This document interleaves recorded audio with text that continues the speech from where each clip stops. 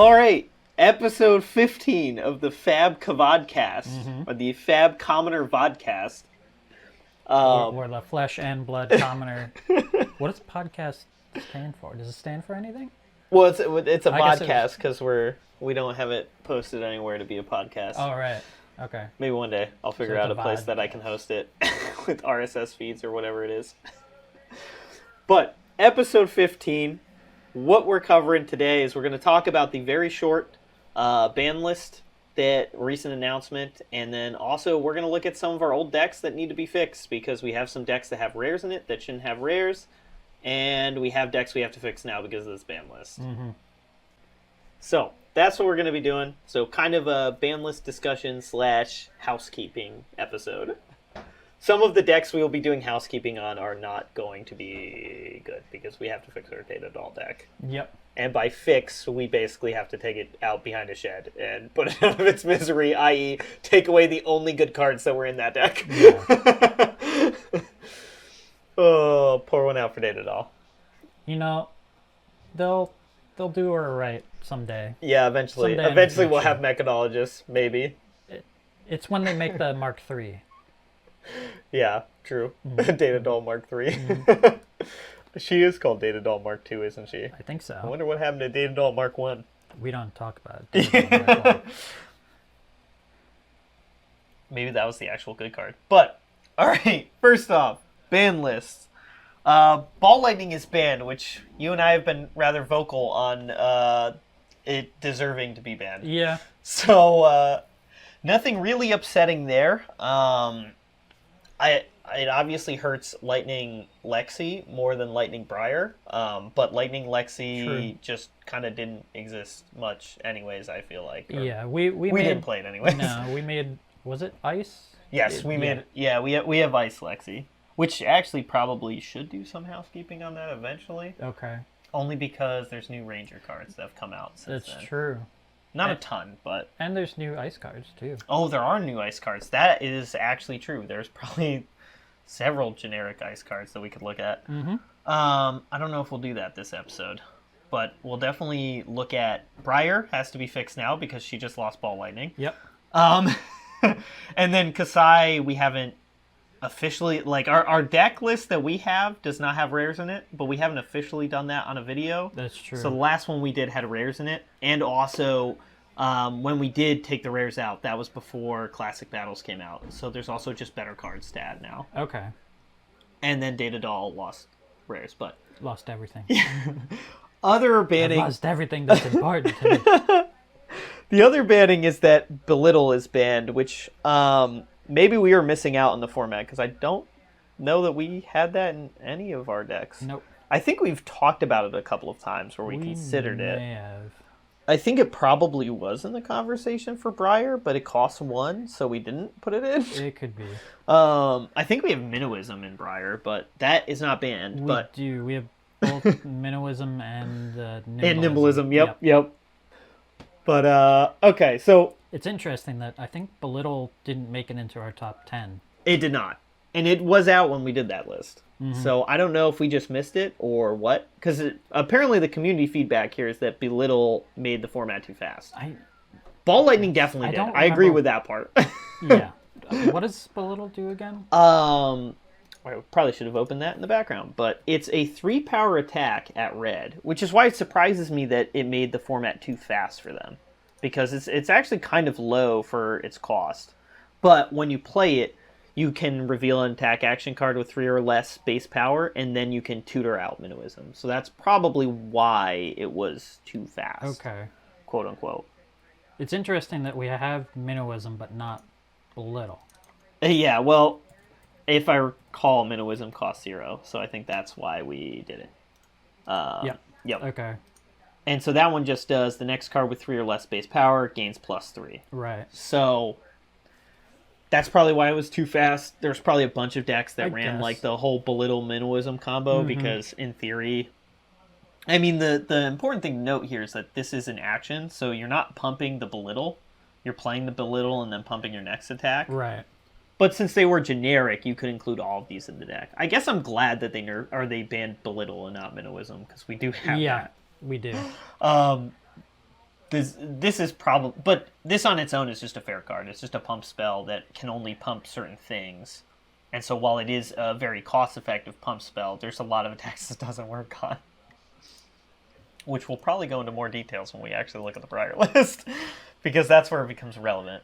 But LSS said they do not actively playtest the Commoner format, which I kind of just assumed. I think they may have said that when they originally announced the format. But they took note of community feedback, and that's why Ball Lightning and Belittle got axed. Right, that makes sense.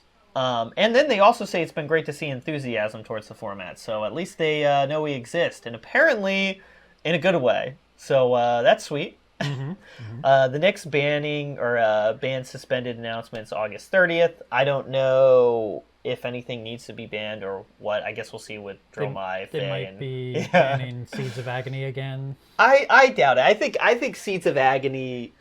I mean, we have to play Chain more in Commoner. It's true. Because the only time we've played Chain in the new format was him getting absolutely obliterated by Briar, which is not very fair. No. If we're honest. The Briar deck was a problem, which is why it got the banning. Yep. But I do actually think Seeds of Agony was not that big of a problem to begin with. That's true. In Commoner. In Commoner. It's much more of a problem, I think, in the other formats, because you have things like Eclipse that I believe that requires you to play a certain number of things from your banish zone to then create the token creature that just closes out the game. Urser for Yeah. Chain. I think you have to play 6 cards out of your banish zone before you can play Eclipse. Oh, okay. And so Seeds of Agony is one of those things that makes that really easy because it costs 0 and you can just play it. So I think that was part of the problem. Whereas in Commoner, there's no real big payoffs. It just lets you get build up turns over time. And it is a really strong card, but I think ironically, I think Chain and Commoner actually needs that. Yeah. I think he needs the buff. I think you're right. It was sad for a while without it. It was. And I think too with Chain, I think in theory, if Chain is good enough to be played, I think he fits a really good niche for the format because there's plenty of good aggro decks. And I think there's now plenty of good, control decks. There's definitely good combo decks. But mid-range decks, right? Chain has a really sweet niche that he fills there. I'm wondering if I should tweak my deck so that it's more defensive in the beginning. Maybe? I don't know. Because right now it's set up as mid-range, but in the beginning it has no... I'm trying to think what you could do, because the big problem with Chain is that most of the Runeblade cards block for 2. Yes. That was the problem we were experiencing, and I don't know how well you can fix that without killing the deck. Yeah, I don't know. I don't know if you really can. I mean, maybe there's an option where you could, maybe you could fit in 2 defense reactions or something. Drop 2 cards for 2 red defense reactions. Maybe. I don't know what you would do. Rally the rear guy. No. No, that one I'm pretty confident is not the answer. Yeah. That also only blocks for 2, by the way. That's unless true. You discard a card. I mean, Sink Below's not awful in his deck, because that's the one where you can put a card on the bottom and then draw a new card. Okay. So you can always do that to put a Blood Debt banish card on the bottom of your deck and draw something new. In theory. But I mean, it could do something like that. We'll tweak it around. Yeah. And again, it felt like you couldn't slow me down enough to play your mid-range game, but you were playing against Briar. Yes, that is true. And Briar, I'm pretty sure, is the most aggressive deck in existence right now. Except maybe Faye will match it. I don't know. Or maybe one of the other ninjas can kind of compare with that. But Briar was so disgusting, and still will be, is the scary part, even without Ball Lightning. Briar will be a little more fair, but I remember one of the things that we talked about at the end of that Briar and Chain game was that I didn't draw Ball Lightning at all. Yep. And you got absolutely steamrolled because I put almost 60 points of damage up in 3 turns. And I didn't need Ball Lightning to do that. Yeah, and also I wasn't playing the deck correctly. A little bit. I forgot that it was mid-range. You were trying to match me. Yeah. Go pound for pound. That's true. Which I absolutely should not do, especially against a Briar. Yes. I think there's probably some matchups where you do that. Like if you go against a control deck, if you're against like Oldhim or possibly Islander if she works, like maybe there you do try to go more aggro. Who knows? We'll find out, I guess, when we get to actually test those, those games. We should just play test it more, I think. Which sadly, because this only got released in North America on the 1st, we haven't had an opportunity to play test with any of these Uprising cards yet. Sweet. Looking forward to it, though. Ironically, my Islander deck, I do have almost half the deck, I think, already, because those were cards that already existed. But, including Islander. Yeah.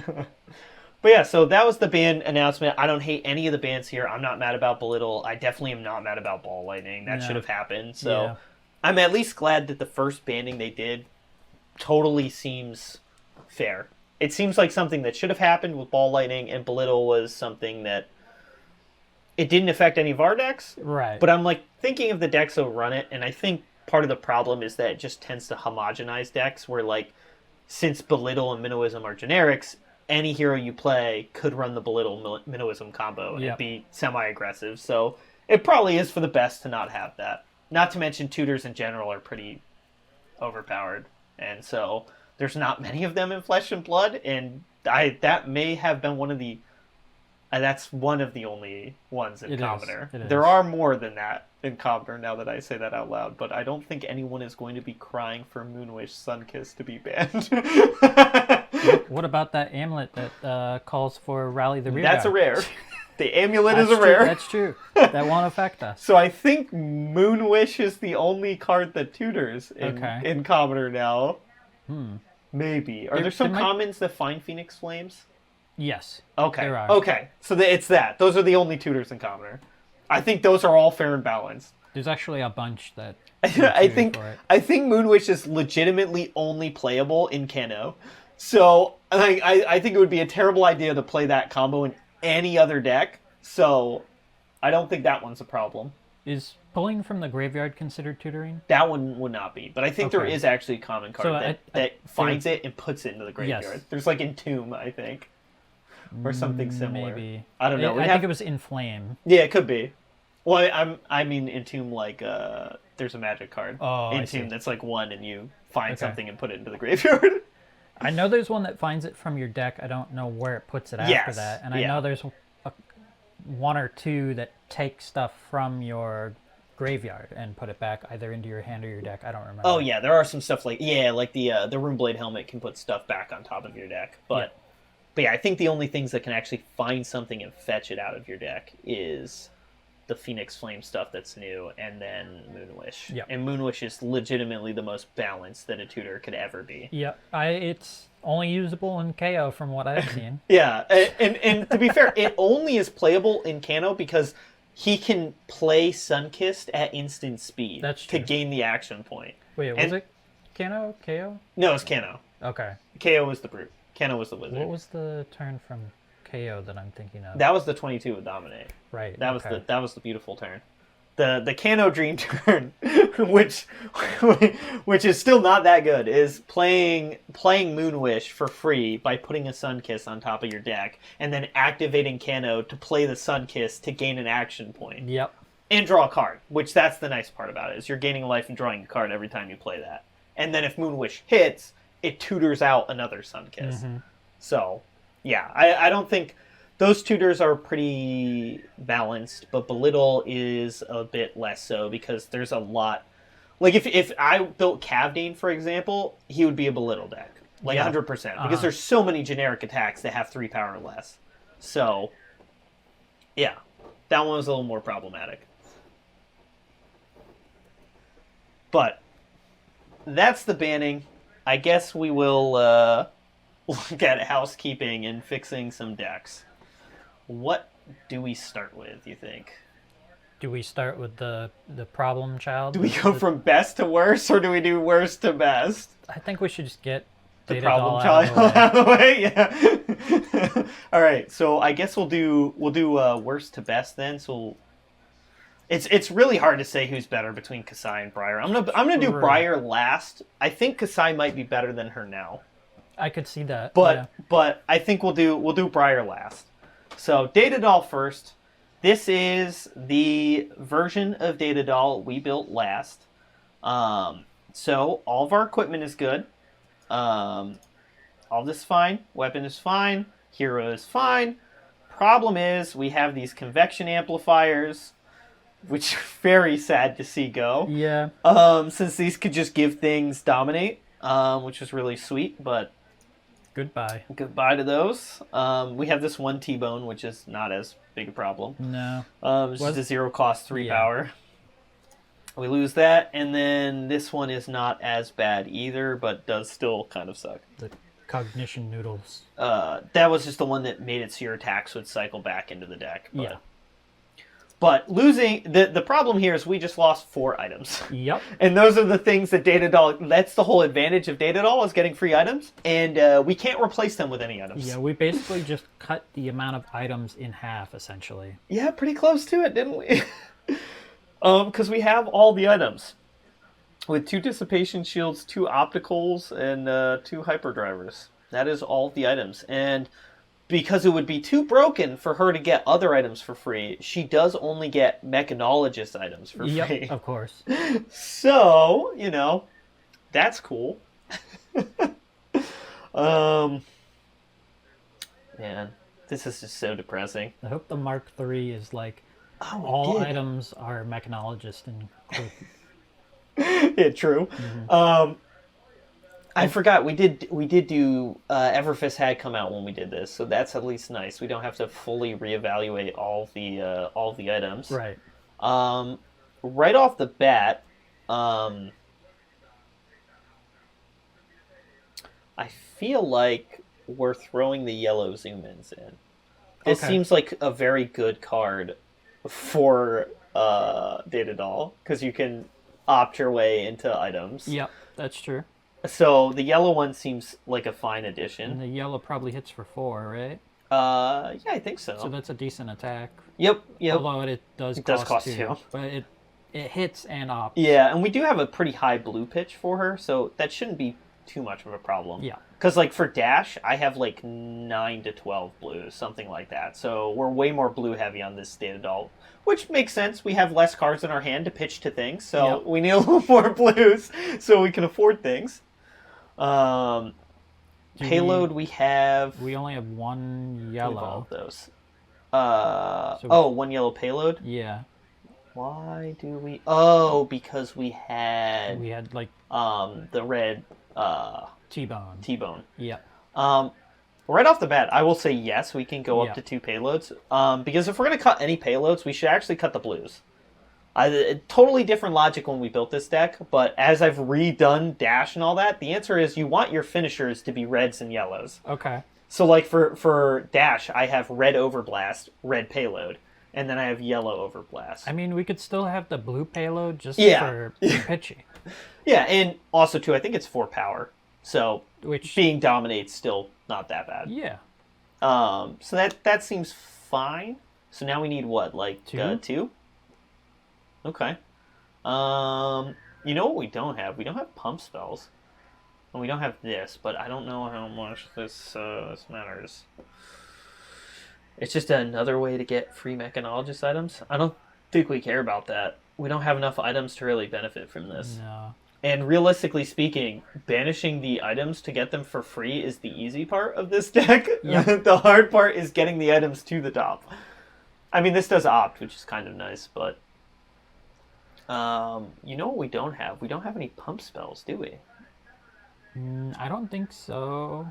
Well, it seems like that would be an easy one. Now, normally when I do that, I like Rotary Ram. Okay. Because this goes back into your deck, which for a mechanologist is very nice because you burn through your deck a lot. Mm-hmm. That said, this one ups. Okay. And that may be more important for a Data Doll deck. Yeah. But it's a 0 cost, non-attack action card that gives an attack action card +3. Now, we do actually care about the chain a little bit, which is my only concern with this. Because it's an action? Yes. But, I mean, the thing here is we can always start our turn off of this. Okay. And then we don't get to opt, but it's a 0 cost +3. It's right. Come to fight for 1 less. So it's literally just a better come to fight. The downside being the next mechanologist attack gets +3, but our entire attack is mechanologist cards. Right. So, but what do we have that cares about the chain? I think it's payload cares. You just have to boost before payload on the chain. Yep. Throttle doesn't. 0 to 60 doesn't. Zipper hit doesn't. Zoom in. Yep. Zoom in cares about the chain. Okay. That's kind of tragic. That may be it. And then combustible courier kind of cares about the chain, but like it was always going to have mattered anyways. Yeah. Because you have to play something next to, but you can't like combustible courier boost and then non-attack action card and get the benefit of this. But the one nice thing is you can always courier. If they block it all, then who cares about the chain anyways? Right. And then you can use the non-attack action card. So that's one other option there too. This doesn't care. Yeah, so I think it's just payload, courier, and zoom in. So it's not that much. Okay. And then equipment, I don't think we replace any of this. Yeah, I think the logic is still sound on all of this. We did just go up some 2 costs, so cross straps is even better now. Same with Goliath Gauntlet. Achilles Accelerator is still what it was. What about Ragamuffins? I still think that's really good in her Okay. deck because that's the one that lets you put items on top of your deck. That's true. So I think we are still a Ragamuffins thing. I think it's still probably one of the best items in the deck, in fact. Which is interesting because we have the Ironhide Helm instead of the Ironhide Plate. So maybe we should switch that up. Yeah. I don't know. Am I overrating Ragamuffins? What's more important, being able to play 2 costs for free, or being able to put an item that's stuck in your hand back on top of your deck? That is the question.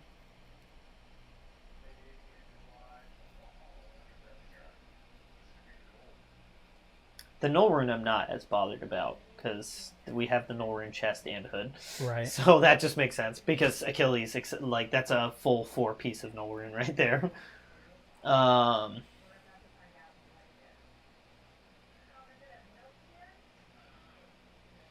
Was there any new equipment in Uprising that would apply?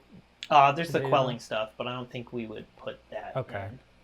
Because I don't think, in general, the quelling is better than some of the alternate options. Mm-hmm. Right, because it does get destroyed after you use it. You know, there actually really is an argument for trying to go quelling over... If your hero would be dealt damage, pay the 1 to prevent 1 of that damage. And then you destroy it at the beginning and the end phase. I mean, the one nice thing here is, like... Well... Okay, I'm trying to think if this is actually better than Ironhide. I don't think so. So, like, it can potentially block for more? It's better than Iron Rot. It's yeah. Well, I mean, Iron Rot, the one nice thing about Iron Rot is you don't have to pay anything. You can just block with it. That is true. Whereas Ironhide, you have to pay 1, but it blocks 2 for that 1. Whereas this will only block 1 for the 1. But you can use this for multiple attacks up the whole chain. So, like, in theory, you could pay 3 and block 3, which then blocks more than the one Ironhide would do. But you do have to pay triple the value for that. Right. So, I guess Ironhide is still probably better than quelling. Okay. But I hate saying that because quelling's... It actually... This is not a bad ability that they've added. Like, this is kind of neat. But I think quelling is probably at its best on the class ones where it does something else in addition to it. So... Yeah, I think we're probably fine with this. I think, well, no, we're just going to leave the sideboard how it is. The difference of Ironhide Helm versus Ironhide Plate is so minimal, I don't think it'll really matter. Okay. So yeah, I think this is pretty fine. So yeah, that's our new data doll list, and it's definitely worse I mean, it's definitely worse than when it had rares. Yes, it is. But hopefully we get more mechanologist items eventually. Or they, like, give us an item card that, like... This would make Data Doll close to competitive. Like, close to competitive. Is they make a common item card, costs whatever, doesn't really matter. And all it says is that if this enters the battlefield from the Banish Zone, you win the game. And she would still be okay. Okay. She would still be okay. Yeah. And you just make the entire game of Data Doll just trying to find that item, put it on top. And make Ragamuffins the best item in the deck, too. Yep. But I think even a card that broken, would not make her that amazing. No, that would be... that would make her average. Like, I think she could be competitive with that card in her deck, but I don't think she'd be broken. No. Because it basically would just be like hoping it's in your opening hand and you Ragamuffins it on top and then banish it. It would be the fastest turn one. It would be. But, like, that's my point with Data Doll, is that an item like that is just, on paper, so absolutely broken, and it actually wouldn't make her that ridiculous. No. Especially since she only gets to see 3 cards a turn. So it's even harder to find the combo piece. But this is probably as competitive as you can get in Commoner with Data Doll. And you'll still win some games that you just get lucky, and you're just like 0 to 60 payload and your opponent eventually dies. Which won't be 0 times, but if you win more than 50% of your games in a single night or tournament playing this, I would be shocked. If I wanted to play a tournament in hard mode, I would take KO before this. All right. Well, are you just saying that because it's more entertaining? Because there's that luck factor rather than the... So here's the thing. Broken factor. The upside of Data Doll is that you may get a hyperdriver that gives you 1 resource every turn for free. Or you may get this shield that will absorb up to 4 damage once for free. Or you'll get this thing that will let you opt every turn. Or like opt up to 5 times for free. Those are the upsides with Data Doll. The upside with KO is that you might hit someone for 22 damage with Dominate. One of these things seems slightly better than the other. So, I think that's the problem with Data Doll, is that even her upside, like, if you get lucky, is very medium. It was better when you had convection amplifiers, which does cost 0 anyways, but, like, when you have an item that can give things Dominate, that's way better than... Actually, I hope they print the convections amplifier, but at common, and then make it instant speed to give something Dominate. That would be good.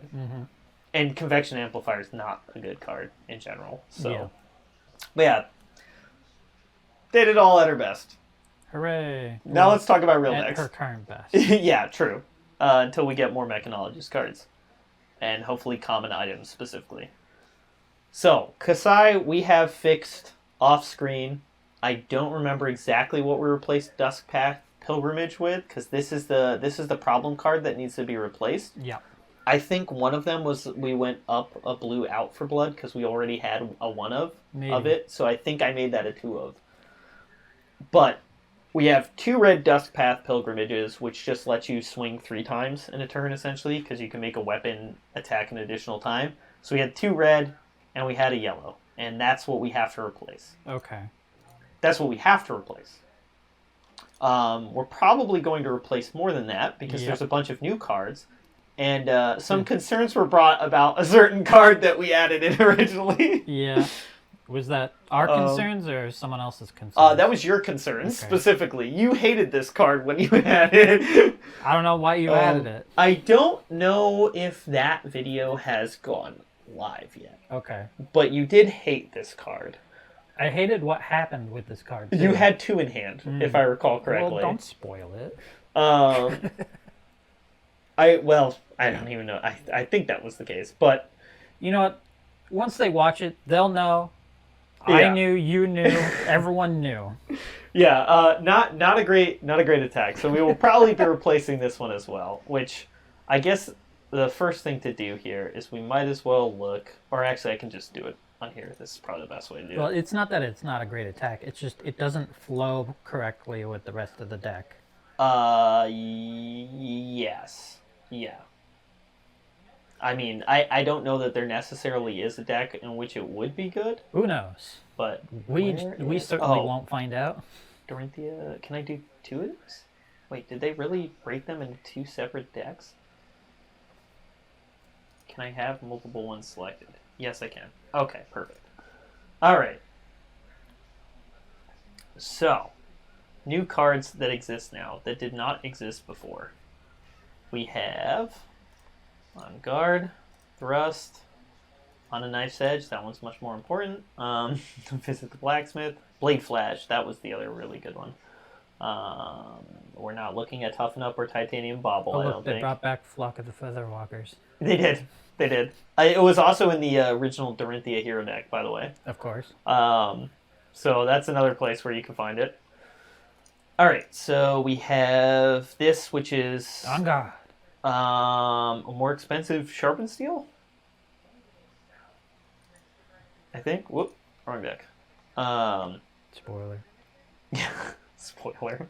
We already talked about it. That's true. Yeah, it's Sharpened Steel, but it costs 1 more. Blocks for the same amount.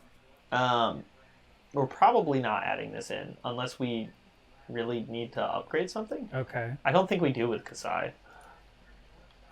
Thrust. This is better than Sharpened Steel because it's an attack reaction. Right. It does cost 1, but it's an attack reaction, so that's not too bad. This is one of the good ones because this is another hit and run. Only it doesn't get the second half of hit and run, okay, which is rarely relevant. Rarely. Yeah. But yeah, so On a Knife's Edge is pretty good, although again, only blocks for 2. A lot of these classic battle cards block for less. This is probably not relevant since we're not running blue Sharpened Steel, which presumably we would use before this because I think that blocks for more. It doesn't give that much either. Yes. Well, blue Sharpened Steel will do the same thing, except blue Sharpened Steel I think does any weapon attack, which for Kasai we don't care because we only have the sabers, but yeah. But blue Sharpened Steel I believe does block for 3, so it's just better than this one. And then Blade Flash. I love Blade Flash, and this will probably replace a different card, but there is a card that I think probably gets replaced by this. Okay. The beautiful thing about Blade Flash, what's really, really great about it, is that it's an attack reaction, give something, go again. Because the problem you have with Dorinthia and Kasai is that you hit and run and then you swing with your sword, and you've basically just told your opponent, hey, if this hits you, I'm going to swing again. Mm-hmm. Less problematic in Kasai than it is in Dorinthia, because Dorinthia, if you're using the Dawn Blade, if you can't hit with the Dawn Blade, it doesn't matter if you give it go again. Whereas with Kasai, even if they block it, you can always swing the other saber. Right. But still, being able to give it go again at attack reaction speed can be good, because sometimes if you don't have go again, people are like, oh, I can take the hit. And they're like, haha. You basically faint. Yeah. And also, more importantly, there is one other reason that I think this will replace something, and that's because there's a card that we have in Kasai that gives you go again, and it's there just for the go again, basically, and it costs 2. Oh. So, I think this is a good upgrade for it. Okay. And I did that in Dorinthia, too. Sense. That's the wrong deck. Yeah, I'm just going to move that over to the end. And that is, while we're talking about it, that is Driving Blade. Right. Okay. Because Driving Blade we have there for the go again. It does give +1, but I think you'd rather pay 1 less to give something go again than this. So I do think that Thrust is, or also Blade Flash is better. An action. It is, but with Kasai it doesn't matter as much. Because again, you can always swing with a second sword. But I think the cost... So, like, for Dorinthia, that's a very real value where I'm like, I replaced my Driving Blades with Blade Flash because it's better in every aspect. Mm-hmm. But for Kasai, you don't care as much about the first one being an action or an attack reaction, but I think you would rather pay 1 less and not have it pump. Okay. So, we'll just do... let's see if Blade Flash would help if I spell it right. Oh, you know what? That's probably why it doesn't show up here. It's a generic, isn't it? It is a generic. It's not actually a warrior card. I was like, why isn't it up here? Right. That's why. I forgot they added decent... A bunch of generics. Yeah. The only downside with it is it does have to be a sword, which is actually, I say that as a downside, but like that is why it's kind of balanced, is that it can only be used on swords. But the nice thing is, since it's a generic, and it does only work on swords, but that's great for Cavdane. Cavdane loves that, because he has Talishar. And so he can use this. So it is nice that they have it. I think we do still keep the Biting Blade, even though it's expensive. But I love the fact that if they defend with a card, all of your weapons gain +1 until the end of turn, so all of your sabers get boosted. Like the current one gets +1, and then another +1, and then your next saber will also have +1. So I think this is an expensive card that you're actually okay with. I wonder if Blade Flash could go into a Fey deck. This is how we got talking about. Like weapon master Benji, isn't it? Probably. I feel like you have better options than Blade Flash. It's just that it doesn't interrupt the chain. I mean, it doesn't. That is true. But like in theory, you should be able to give that go again on its own easily. The sword? Yeah. Because you just need to do one Draconic attack before it. Because it just true. has to be linked 2 or higher. Yeah. So, there's probably a non-zero number of places it would be good, but probably not that many. But theoretically... Theoretically, I guess, yeah. I think we just throw in 2 on a knife edge, right? Like, we're probably okay with that? Yeah. Because we still need... It's 3 cards. Yeah, it's a 0 cost that also gives go again. Was it an action or? It is an action. It's basically just like hit and run, but without the second half. Okay. And I think it's a generic too, so I think that is why it is that good. Oh man, it's not at all narrowing this down. There we go. Yes, it is a generic action. Which is also great for, like, Cavdane. And the nice thing here is it pitches for 2, which is pretty sweet. Mm-hmm. It would have been better blue, but, I mean, it's really not that bad of a thing for us. And then we just need one more, which we could go up the one more blue Out for Blood. Because Out for Blood is fairly decent, I think. Unless we want a lot more red pump spells, but I don't think it hurts to have a little more blue, like the 12 blue. Yeah. And what I'm thinking here is we go up Out for Blood, and then I think we replace Flock of the Featherwalkers with Thrust. To have one more red +3. Okay.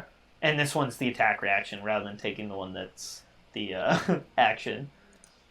And my thought here, too, is that we included Flock of the Featherwalker for the Go Again, and that doesn't replace Go Again, but we did just get more Go Again from On the Knife's Edge. True. So we have gone up 2, so we can go down 2 and still have the same number. And the issue with the Flock of the Featherwalkers is that's like, it spends a turn setting up Go Again. Yes, for the next turn. Yep. Unless you just so happen to have your red Razor Reflex that turn. Yeah. Because then you can give this Go Again, and then swing with a sword, which will gain Go Again off the token, and then you swing with the other sword, but it is pretty rare to set that up. It's also convoluted. Yes. So we'll go down that, and we'll go up Thrust. And then we're probably in a pretty decent spot there. 40 cards. We still have a high number of reds. Mm-hmm. It's just counting wrong over there. It's 22 reds, 6 yellows, 12 blues. Yeah, I mean, the only thing I could see doing differently here is dropping these 2 Out for Bloods and going up, like, on guard just to have more red pump spells. Mm-hmm. But red on guard gives the next attack +3, whereas this gives an attack +1 and then the follow-up attack +1. So it's only 1 point less for pitching for 2 more. So, I don't know. I like Out for Blood. Yeah, I thought it worked out when I used it. And then our yellows really can't be upgraded because these are all go-agains. Yep. So yeah, I think that's pretty solid. And equipment, we don't have to change anything because sabers are perfectly legal. What about Blood Drop Brocade? Oh, you're right. We were gonna replace that. Specifically, we were gonna replace that with Blossom of Spring, the new chess piece. And the reason for this is Blood Drop Brocade is an instant, but you have to deal damage to get the 1 resources, where this is an action, but you always gain the 1 resource. Mm-hmm. And I think, if I recall correctly... Okay, this... Wait. No, yeah. So, our things here... Biting Blade... yeah, so Biting Blade and Out for Blood both give your next attack this turn +1. They don't care about the chain. Okay. Don't care about the chain at all. And even, like, Second Swing...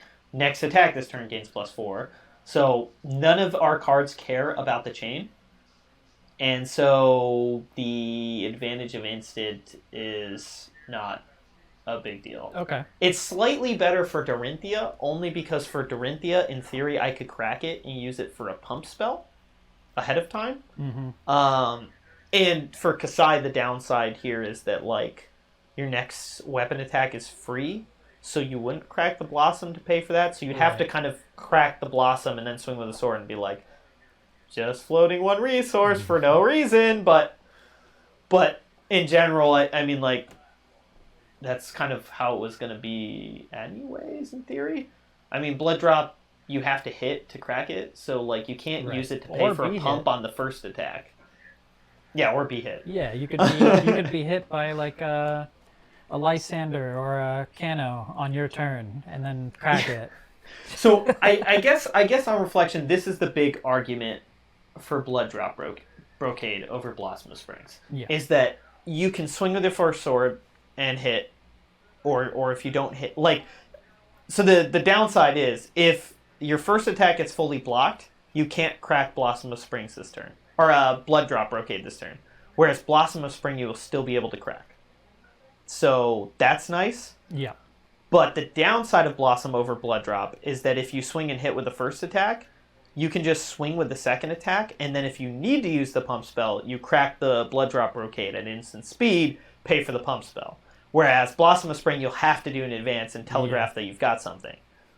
But this since it has no conditions to crack Blossom, it will be better if you're going to second swing with a sword. Because Kasai only makes the sword attack free.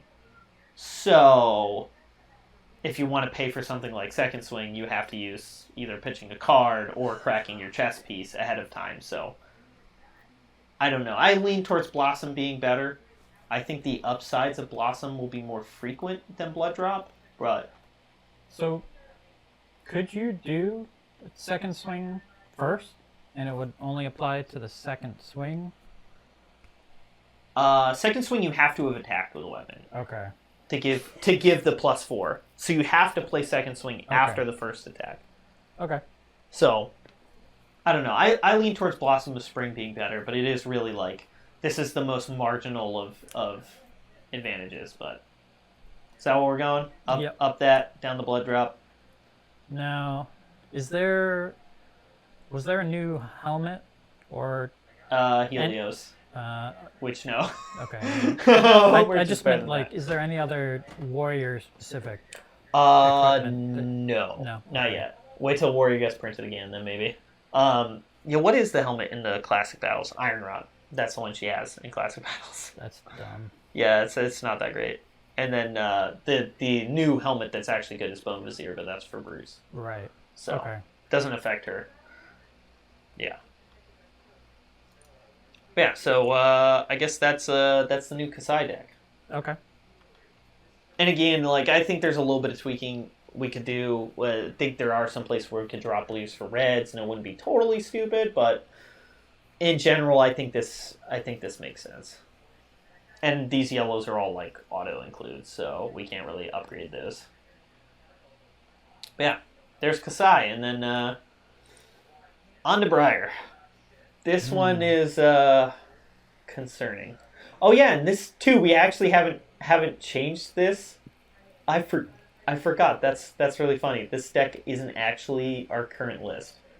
This list is after we put the rares in. Okay. Which I think we did that on video where we added the rares. I'm not 100% sure. But so we don't have the ball lightnings to take out of this one. We just have the flashes that we can no longer use because it was rares. But essentially the cards we are taking out right now are, Snatch and Weave Lightning. So these were rares we just took out because that was the last time we updated this list. But what that represents is red and yellow ball lightning we lost. And then there would be another card that we would have to put in here. Oh, we have yellow bramble, don't we? Probably. Yeah, I think that's probably... We dropped yellow bramble to upgrade it, if I recall. Oh, wait, we have... This is more problematic. This is very different from our other list because we didn't have overload either, I don't think, originally. Okay, we're gonna just open our list, fix it on the fly.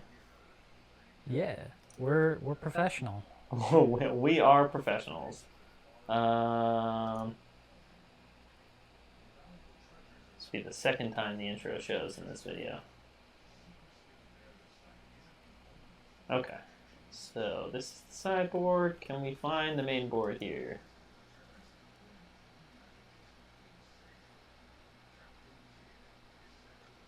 Oh man, this is such an old deck builder we used for this. I forgot about that. Can we see the full list? This one also is laid out worse because it's harder to see everything in one shot. Mm-hmm. Oh yeah. Okay. So, from this list, which is the list we actually had and we're working on, Entwined Lightning, Lightning Surge, Arcanic, Ravenous, Ball Lightning. Oh wait, we don't have the non-attack action showing here. I think we had... Yeah, Bramble Spark. Okay. And then... Whoop. Wrong decks. What are we missing here? So we have the Bramble Sparks. I think, was it Warmongers we're missing right now? Yes. Okay, so we need red Warmongers. I think we're going to be changing some of these cards, but just to have, like... Consistency. Yeah, more or less the starting point we were working from. Did we not have the overload? Yes, we did not have overload. Okay. So this is the list we're at right now. This is the actual list, minus Ball Lightning. So the Briar deck we played in Commoner games 1 and 3. That was this Briar list plus the 4 Ball Lightnings. We've lost the Ball Lightnings. They're gone now. Yep, gone forever this time. So, couple of problems right off the bat. First off, we just lost 4 Lightning cards. And we do kind of care about Lightning because we have Entwined Lightning, which only gains Go Again if we confuse it. And that's kind of critical. We do need that. We have Arcane Shockwave, which one of the big reasons we have it is for dealing arcane damage, which requires us to fuse with Lightning. Yep. Is that the big ones? So we have the 4 Entwined Lightnings, the 4 Arcanic Shockwaves. So those are the big ones. Amulet of Lightning can give Go Again if we fuse something, so we have that too. But basically we have 8 cards that kind of really need to fuse. So it's not the worst per se to have more lightning, or to not have the lightning cards, but I think we do want more lightning than what we have, because right now we have 2 plus the lightning surges, I think, so that's 6 total. So we're down from 10 to 6, so we're averaging 1 per every hand, and now substantially less. Yes. So I did think about this a little bit. Okay. And there's a couple of things I have in mind, specifically Warmongers probably going. Okay. And this is why. Because we figured that we could get away with one cost, not attack action card.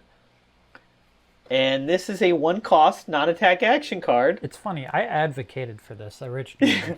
Well, I think your day has come. I think we need at least the red Electrify now. And if you play from your arsenal, you get to draw a card, which is kind of cool. But we do have some other cards that care about being in the arsenal, so it's also kind of... but I think we can throw in these Electrifies and possibly go down Warmongers then. So we do that, because we kind of want to go up 4 attacks. Because we had a good mix of non-attacks and attacks before, and we just lost 4 attacks. So we don't really want to replace them with just non-attack actions. So I think we trade the Warmongers for Electrify. I think there could be a world in which we put the yellow in too. But now we have 8 things that fuse with lightning, and we have 8 lightning cards. So balance. I think we're kind of close on the balance. Okay. Kind of. I noticed too, we actually changed some stuff in the equipment with this one too. We have stubby hammerers, which was probably a change we were going to make with this, because Mark of Lightning is the thing that deals 1 damage, right? Which was great with Ball Lightning because you could amplify the damage, but now that you can't, Stubby Hammers kind of has more upside because this gives anything with 3 or less base power +1. Yeah. Which we, not to get ahead of ourselves, we're probably going to have to add more of those cards now. Okay. Because we want more 0-cost attacks. And we have all of the 0-cost attacks with 4 power. So that means they're all going to have to be 3 power. Okay. So Stubby Hammers is probably better. Not to mention there was already a number of things we could use it on, like Entwined Lightning, Arcanic Shockwave, yeah. The Lightning Surge here. Let's see, I think there may have been some stuff up here. Maybe not. Was that really it? Oh, and Arcanic Crackle. Okay, yeah. Because we already had the Minnowism, which also would have affected those same things. So now Stubby Hammers, at its worst case scenario, is going to deal 1 damage when we find one of these attacks. At its best case, it can do like 3 or 4, like +3 or 4, yeah. Which it was already close with Mark of Lightning when you could use Mark of Lightning with Ball Lightning. So it's just good now, and I think we probably do want Overload, but let's see if I can kind of tweak this a bit to be card cost 0. We want this to be an attack action. Needs to be common. I'm sure it probably would have done that anyways, but and then it needs to pitch for 1 because we want it to be a red card. Okay. So Ball Lightning we can't use. So what we have Fervent Forerunner, which if it hits, opts to, and if we can play it from our arsenal, has Go Again. I think in the before times, this might have been in the deck originally. I think we talked about it. Okay. It was definitely at minimum something we considered when we were faced with this before. Or where we had to replace the Ball Lightning. Or I might be thinking of our top 10 video. I don't remember. I don't think it made the top 10, but it could have been a runner-up. It could have been a runner-up. Then we also have Frontline Scout. It was Frontline Scout. I don't which remember. This one hits, and you get to look at the defending hero's hand, which you can't do anything about. But hey, at least you know what's coming. Mm-hmm. And then if you play from Arsenal, it gains Go Again. Do we want to put it in the arsenal? So here's the problem that I have with any of these gain Go Again once you have it in the arsenal is that we already have Lightning Surge, which gains Go Again from the arsenal. Mm. And to be fair, it's not great to arsenal Lightning Surge because if you arsenal it, you can't fuse cards with it. But you can always fuse something with it and then arsenal it at the end of that turn and then Go Again the next turn. Mm-hmm. So I do have a little bit of a concern with having more things that want to be in the arsenal because this also wants to be in the arsenal, so you draw a card. Be interesting if they made an equipment that allowed you to fuse from the arsenal. Yes, that would be neat. That would be neat, and I would love that in an Islander deck. Mm-hmm. Where I want to put my ice cards in my arsenal. That would break every deck, I think. That's just too broken. I don't know what you're talking about. Nothing to worry about here. Maybe an item instead of an equipment. Yeah, I guess that wouldn't be too bad. Yeah.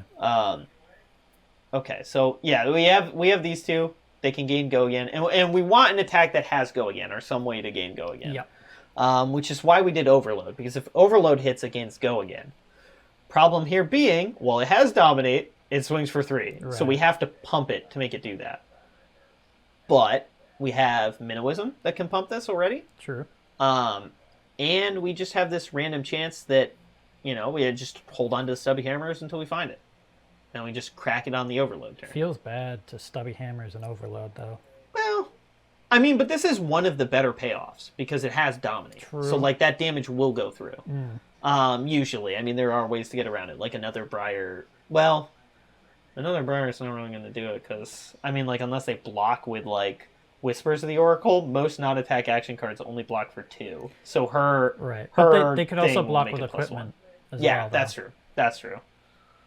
Yeah. That kind of does hurt, doesn't it? What's Scour the Battlefield again? Okay, yeah, so on to the next one. Scour the Battlefield. If played from the arsenal, gains go again. Of course. And you may put a card from your hand on the bottom of your deck, and if you do, you draw a card. So it lets you kind of filter. Okay. Cycle, yeah. Trade-in. This was new. If you play from your arsenal, it gains go again. And this one discards a card, and if you do, draw a card. But in theory, a Scour is just strictly better. Yeah. Because you'd rather put it on the bottom than discard it. Wounding Blow is 4 power for 0. But it doesn't have... But no go again, yeah. Yep. Yin Yanti does not have go again. Yinty Yanti? Yeah, Inti Yanti. That's true. Yeah, so this is all of them. This is all of the 0 cost pitch for red. And in theory, we want the ones that pitch for red because we want it to not hurt our Rabbles. True. Okay. I could see a world in which we add a yellow card here too, in the sense of I think a yellow Minnowism wouldn't be awful, but we do kind of want more attacks at this point. Okay. So I guess I feel like we want the Overload. Yeah, that it seems to have more benefits than say Frontline Scout or Fever and Forerunner. And, like, there are ways that they can block it and prevent it from gaining go again, but, like, we do have a lot of things that we can use to benefit it. Like, we can Minnowism to give it +3, we can Nimbleism to give it +3, we can crack Stubby Hammers to give it +1. So there's a lot of things we can do to... Yeah, we can also Electrify off of it to give us an even greater chance of getting the 3 damage. Because Electrify only pumps or increases damage if you can hit with it. Okay. With the thing it does. So it's also something that's good to Electrify. So, and also, too, you could just end your chain with this. And that's not awful. The problem is, now we are at the point that we still need 2 more cards. Oh. Because we replaced Warmongers with Electrify rather than just throwing Electrify in. Which maybe is a mistake, but I think it's fair enough.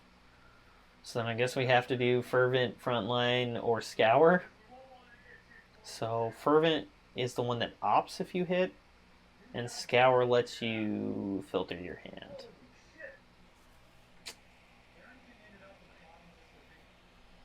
Do we really care about opting? Not really. I mean, it just makes your next hand better. Mm-hmm.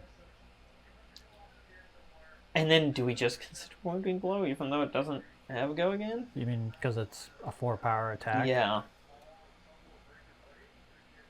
I mean, we can crack Snapdragons to give it a go again. There's not necessarily a ton of other things that we actually need that for. I don't know. So I would say Wounding Blow, Scour, or Fervent. Because Frontline Scout's not... It's cool to see your opponent's hand, but you can't do anything about it. Yeah. You're just knowing what's coming.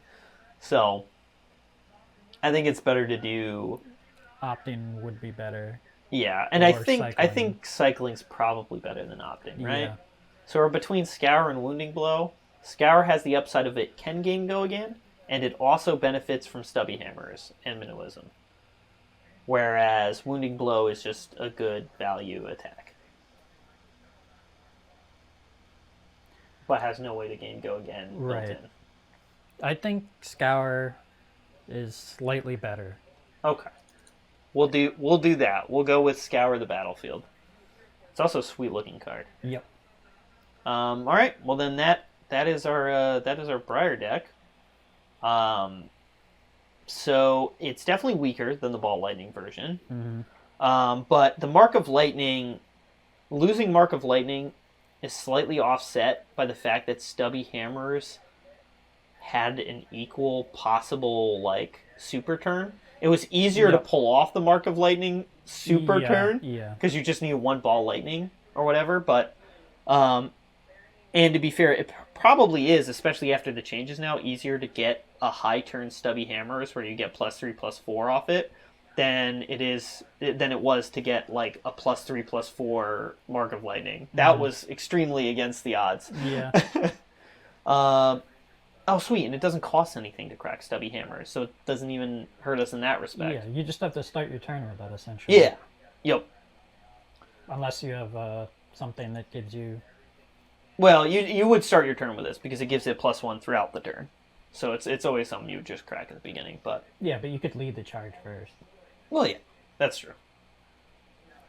But yeah, I think this is pretty solid. Okay. I think this is... she's still in decent shape. The big concern I see here is that there may be difficulties with fusing lightning because we're down to 8 instead of 10. But if we play this deck and we encounter that problem a lot, then the obvious answer here is to probably just drop the yellow Bramble Spark and replace it with yellow Electrify. It has the downside that we now lose that deal 1 arcane damage. Yeah. But like in theory, yellow Electrify can deal 2 extra damage. It does have to hit to do that, but we have a lot of cards that can hit fairly easily by either having 4 or more power attack or the overloads that we just added. Yeah. Again, this is another thing we'll have to play test to see how it works. Yep. But that's the thing. If we play the test this and we're like, man, we keep failing to fuse lightning, then we just be like, all right, we drop the Bramble Sparks, bring in the yellow Electrifies. We're back up to 10 lightning and 8 cards that need it. So that's new Briar, post-ban Briar. And that's the only thing we had to change. So yeah, I think she's in a decent spot still. I think Kasai's in a better spot than she was. Probably. I mean, it's hard to say. We never really did play her with the Dusk Path Pilgrimage. So is she in a better spot of when there was rares? I don't know. Is she a better spot than she was when we played her last? I think yes. Yeah. I think this is just strict. Kasai was just, we have better cards now, so we're putting better cards in the deck. Yeah. Whereas Briar had to change, and Data Doll got taken out back by the new format rules. But yeah, that's our housekeeping. There wasn't really any other decks we had to do housekeeping for, I don't think. There might be, but I don't think we built any more on the rare rules. That we had a couple of episodes where we talked about rares. That those episodes are worth a lot less now. They do still have relevant things because we talked about the rare weapons in each of them. What was the one we were talking about earlier in the episode that we alluded to? Oh, Lexi. We were talking about possibly upgrading Lexi because there's just more. Okay. There's new ice cards and there's new ranger cards. So I mean, we could do another episode. Yeah, we could talk about that one at some point here. Just to off the top of my head, look at some of the ice and not classed. So the new generic ice cards we have. Oh, there's a new ice helmet that freezes stuff. That's kind of hard to put into Lexi because then you lose the hat that puts things into your arsenal. Right. But maybe. Let's see. You have this ice action, which does have some problems in the sense that it doesn't have go again. So that takes up your turn.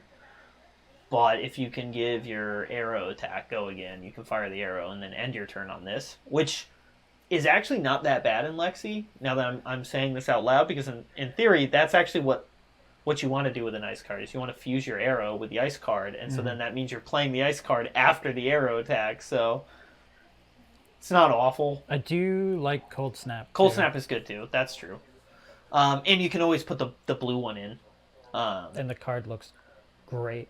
And if you play it from your arsenal, you draw a card, which seems like a bad thing for Archer, because you don't want to have non-arrow attacks in your arsenal, but you saw how much I did with that Lexi by just being like, oh, by the way, ice card in my arsenal, get a Frostbite token. Yep. So you can put this in, be like, hey, Frostbite token because I'm Lexi, flip the card. And then you play it and be like, oh, by the way, discard a card or you lose something. And then you draw a card off that. Just every time you arsenal a card, your opponent's like, is it an arrow card or is it an ice card? I think we did have Winter's Bite, and this might actually be a better Winter's Bite. But yeah, I think there's some argument. These are definitely good enough to consider in the deck. Yes. And then also, too, we have Ranger, not talented at all. No talents. Where is Everfast? And we have common selected, so that's already good. We have these. So one is a pump spell. Yes. Probably not putting that in.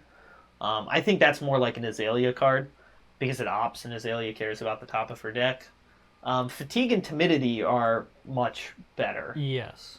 Timidity is much more of a narrow case because it's only going to be good against people who rely on Dominate, so it's good against like Guardian. I guess it would depend on and like KO. If you want to meta your matchup. Yeah. But again, it is 5 power for 1, which that's not too bad either. I think that's a big reason to consider any of these is that they are very cost-effective attacks. And then I do like Fatigue Shot. Oh yeah, that's just a good card. So that almost certainly goes into Lexi. Do we have the Lexi list? I don't know that I have that under my decks. Let's open that up. It might not be set to Commoner. I'm not sure. Oh yeah, did you make a list for it? I do not have a list for it. So browse. I mean, you could just go to my account and see my public decks. Can I do that? I'm pretty sure. Can I search by that? I don't know if you can search, but you can go to one of my decks currently. I didn't see an option to click on you from there, though. I don't know then. Okay, so let's just assume that this isn't Blitz. And we would have put it at competitive, right? Knowing us, we probably did that. Let me see if I can find the list. Competitive, yep. It's under Blitz. So just leave it there for now. I'll set it for Commoner, though. Well, hang on, just leave it there for now. Okay. So I can find it. 9 months ago. It's Commoner Lexi Ice Tempo. Oh man, I'm not even looking at the titles. There it is. Woo! Alright. So let's just copy this real quick so we can make edits to it. Alright. So. Oh, are we doing this now? Yeah, why not? Doing it live? Why not? We're doing it now. Polar Blast is the one that makes you pay or gains Dominate. Okay, hang on. So we have blue stuff. We have Overflex because it reloads. Mm-hmm. Chilling Ice Vein is like one of the best cards in the deck. Same with Blizzard Bolt, right? Yes, because this is the one that creates Frostbite. This is the one that makes them discard cards. And that was the whole point of our deck, was setting up that crazy turn where you do all of that. And then this was like pseudo Frostbite. Oh, Polar Blast. Do we want that many Polar Blasts? Okay, so we have Searing Shot if it hits, deals more. We could Salvage goes to the bottom. Oh, do we want Icy Encounter? I mean, it's Frostbite. We used it when we played it. I mean, we did. That is true. Let's Dominate. 5 with Dominate is a lot.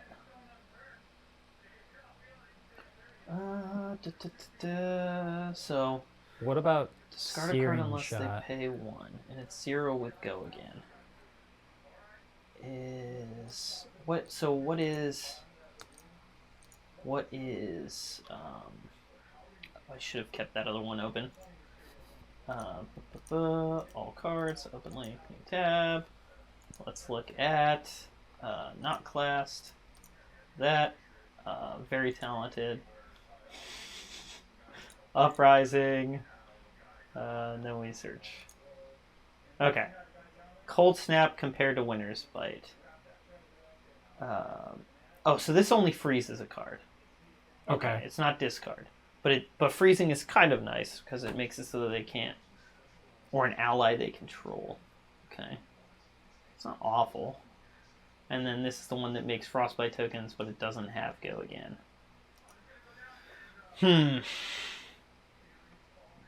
Polar Blast lets us give things Dominate unless they pay for it. I'm trying to think what we can. So our ice cards currently are Amulet of Ice, which I do love Amulet of Ice. Because this is 0 cost with Go again. So we have Polar Blast, Winter's Bite, so that's 4, 6, 8, 10. That's probably our number. I don't think we want to drop headshot or hamstring shot. Flake out seems kind of good because you can give it dominate and have a 5 power attack with dominate, which is always nice. What about searing shot? Searing shot's medium. Same with salvage shot. Do we want the yellow hamstring shot, or would we rather have a red attack that deals more damage? I mean, we could probably go down this and go up the red one that halves the attack, because this will make the attack cost 1 more, but the other arrow will cut it in half, which seems pretty sweet. Yeah. So, and I guess it could drop like a 6 power attack down to a 3. Let's make this easy on ourselves. Switch that one to commoner. So, I don't see, like, I saw Bolton shot over here. Okay. I was like, Okay, so... And I think we are kind of good going up to, like, red attacks. Because all of our stuff is pretty cheap. So, like, high pitches aren't that important. Because, I mean, we have 2 cards that cost 2. And then 28 that cost 1. So, like, we can have a red heavy deck here just for, like, value. Mm-hmm. And actually, if we cut the Icy Encounters, then we won't have anything that costs 2. That's true. Icy Encounter is really good. I mean, I will say that. It is really good. 6 power for 2 is not awful, and it creates Frostbite if it hits. But do we want that over the other ice cards? The more I'm looking at this list, the less I want Arctic Incarceration. Because it just creates a Frostbite. Yeah, well, because that's your whole turn. Which kind of sucks. Oh, right. It's an action. Yeah. Without go again. Whereas Cold Snap at least has go again. Yeah. So I can see value for this. And it draws a card from the arsenal. If you play it from the arsenal. Which some of these do. Polar Blast does that same thing. Okay. But like Winter's Bite doesn't. Yes. Although I kind of like the ability to make them discard cards more so than the ability to freeze something. Mm-hmm. Since freezing, if they have nothing in their arsenal and no allies, which Dromai's the only one with allies in Commoner, then that means your freezing does nothing. But, I mean, we could still do it if we wanted to replace something like Icy Encounter. And the Timidity Point, I'm not so sure we can fit in. Just looking at everything we have here, I'm not sure. You wouldn't do it over Searing Shot? I mean, so Searing Shot costs 1 less. That's true. It is a 0 cost, and it can in theory do 5 damage, yes. just without benefit. Yeah, okay. The more I talk about this, the more I'm... Because the other arrow is going to swing for 5, but it's going to cost 1 more.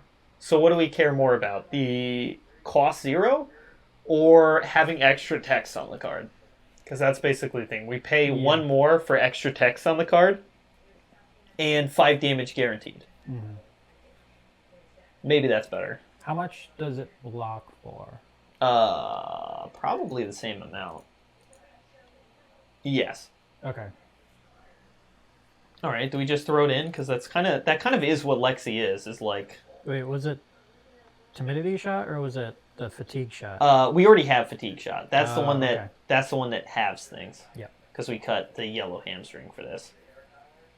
So I think I can go for Timidity Shot here. Well, I'm remembering now that's the one that denies Dominate, right? Yes. So it's kind of niche. It is, but like this is the way I'm looking at it.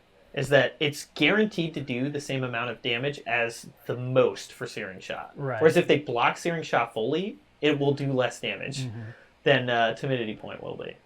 And we do have to pay 1 more for it, but as pointed out, like, it still only costs 1. And then the other thing is it'll just randomly be really good in a couple of matchups, like Guardian and Brute. That makes sense. And that's kind of the point of our Lexi deck, is we built her as like a tempo kind of aggro control deck, where she just has this like Swiss Army knife of answers. So I think it fits. Okay. I think it fits to put it in from that perspective. Wow, we have to go really deep for this. There are so many Common Ranger cards, and they've only been printed in 2 sets. Yep. It's impressive. All right, so we go down the Searing Shot. Okay. So then the question is, do we want the icy encounter or do we want cold snap? I think we want icy encounter. Yeah, the aggressive side. I do like it for the aggressive side. And freezing stuff. Yeah, it has a lot more potential to go south. Yeah.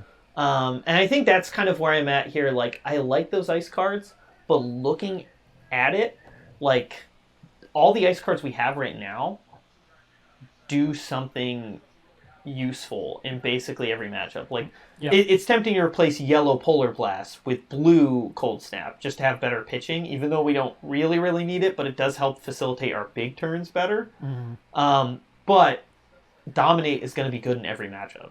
Yes. Whereas Cold Snap's only going to be good in certain matchups. And, like, Amulet of Ice is going to be good in every matchup in theory. Because you can always, as long as you fuse a card, you can make them discard something when you crack this. Which is sweet. Like, in the nice thing about this, too, is you can actually fuse a card with Amulet. And then play Amulet. And then crack it to make them discard a card. Yep. And then the other one we have is Winter's Bite, which makes them discard a card unless they pay one, which is just good. And it's a 0 cost with Go Again, so we like those. And I don't think we care about the chain at all in this. I don't believe there's anything in here that's chain related. We just have this where whenever an attack deals damage to a hero this turn, create a Frostbite token. Yes. Which doesn't care about the chain. So we can always fuse a shot, then Winter's Bite, then follow up with another shot, so... And then, yeah, Icy Encounter, I do love this card. As someone who built Frost Oldhim, it's one of the best cards in that deck. Yeah. Alright. Well, we changed a little bit. We added 2 more red attacks, and we cut a yellow and a red. So, we definitely need to play this Lexi deck more. Yes. Because she is really good. Oh, do we want to drop the Death Dealer? Why do we have this? I think we... Oh, for control matchups, I think was the argument I made. Maybe. Because you could draw cards off it. I don't know that I agree with that decision. What? We have Vest? Oh, right. That's why we have Vest. Because it gains 2 resources. And Heart and Cross Strap's not good in this. Because none of our things cost 2. Mm. So it effectively just makes a 1 cost, 0 cost. That's what the Vest is here for. Okay. Honing Hood makes sense. The Null Rune seems fine, especially since we have Bullseye Bracer. We're not going to put the Lantern in this deck, so we don't need to drop Death Dealer for that. And I think we don't want the Glacial Helm. It's not awful because it freezes up to 1 card in their arsenal and an ally they control until the next turn, but it's kind of the same argument as Cold Snap. Yeah. I mean, like, the one nice thing with this is that you don't have to bring it in unless you're in a matchup where it will matter. But do we really want to replace Honing Hood with it in those same matchups? I think those cards are for more control-heavy decks, essentially. Yeah, so I think we're fine with this. And Code of Frost is just really good, so we leave that, I think. But yeah, alright, so there we go. We also did Housekeeping for Lexi and added new Everfest cards. And no new Uprising cards. Nope. But there we go. So we've fixed up our 4 previous Commoner decks that I think all of them had their own episode. They did. We built Kasai and Data Doll. Our first episode was Briar. I think our second was Lexi. So... I think this is all of the decks aside from KO. Okay. Which, I mean, we did do. I don't think we actually did the changes to KO yet, but it's so minor. Just to quickly look at this, like, the changes for KO are so simple, and I may have already updated it on here. Let me see if I did. Okay, I didn't. So. Let's just really quickly, just so we can say we did them all. Yeah, it doesn't need to be talented or whatever. Dorinthia Classic Battles and Rhinar Classic Battles. Commons. So right off the bat, none of this stuff is good. We don't have swords. So we just skip all of that, all of this. We're not going to run Toughen Up. So there's Bone Vizier, there's this weapon. The weapon is not better than Mandible Claws, so not changing that. Muscle Mutt was the only thing that we had even discussed possibly doing, aside from the one real change. And all the rest of this is bad. Okay, so if we wanted another yellow pitch card that swings for 6, we could put Muscle Mutt in. It costs 3 though. I think we actually are good enough on stuff that we don't need that. Basically what we would do if we want to put that in is we would cut a non-attack action and put that in as another... Because I did whiff a number of times on the 6 power attacks, and that kind of did suck, but I still think we're okay with the 10 and 30. Yeah. I think that's fine. Maybe that card would go into a Levia deck. Just switch out like a red card for. I think Levia's just got better options. Okay. Levia has some pretty good options because of Shadow. Okay. That other decks like this don't get. Like I think the big thing is if you want to make this deck slightly more consistent but have less crazy upside turns, you drop this yellow Slogism for Muscle Mutt. And then you still have the same pitch values we have here, but you have one more 6+ power attack. I like the random crazy Slogism regurgitating slog turn. It does fit with KO's image. Yeah, so I'm not as concerned about the consistency, so I won't do that. One thing we will do, we have this Hope Merchant's Hood here. So Hope Merchant's Hood, and we don't have Ironhide Hood, correct? Yeah, so there's just no... Yeah. We drop the Hope Merchant's Hood, and we go up... it's the Coat Hanger. We go up Bone Vizier. So Hope Merchant's Hood was just a kind of cool item to have where you could change your hand around. Bone Vizier has this awesome thing where we can block for 1 with it, and then when we do, and it breaks, we can reveal the top card of our deck, and if it has 6 or more power, put it on top of your deck, otherwise put it on the bottom. Yep. So this will help fix the problem of having less 6 power attacks in our deck. So this is just a really, really good one, and since it blocks, it's just, so... That's the only change to KO, and you could put the Muscle Mutt in if you want. Muscle Mutt is actually a decent card that they released, like a new one to consider. It's just, I like my lower consistency but higher upside. But Bone Vizier definitely goes in. So that's KO done too. Now all of our decks have been touched. All right. That one I only did because I knew it was literally a 1-card swap. I don't know if I've even done this yet. I do have the Bone Vizier to do it, so I don't know if I've actually made the change yet, but yeah. There we go. All of our decks done, all the housekeeping done, we're good going forward. All of the decks we have covered in our episodes are now converted to the new format and adjusted for the recent bannings. So, sweet. There we go. All right. So, if you liked the video, leave a like, comment below, and subscribe for more Flesh and Blood Commoner content.